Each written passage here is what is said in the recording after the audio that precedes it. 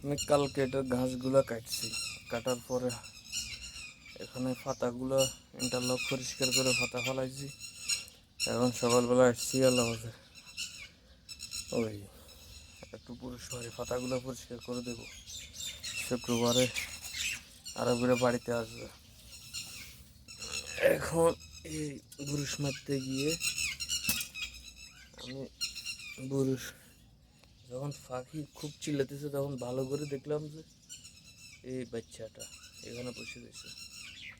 যদিও এটার আগের একটা ভিডিও করছি, তিনটা বাচ্চা, তিনটা ডিম থেকে তিনটা বাচ্চা ফুটছে, তিনটা বাচ্চা জীবিত আছে আল্লাহর রহমতে। এখন এটা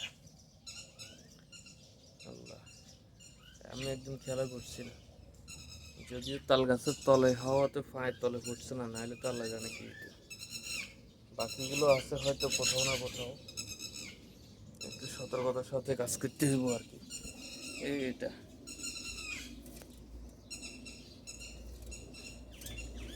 এগুলা বিড়ালেও খাইতে পারে না, বিড়ালেও দেখে না, খাইবো কি? আর কোথায় আছে কি জানি, আল্লাহ জানে। থাকলে সরে যাবো।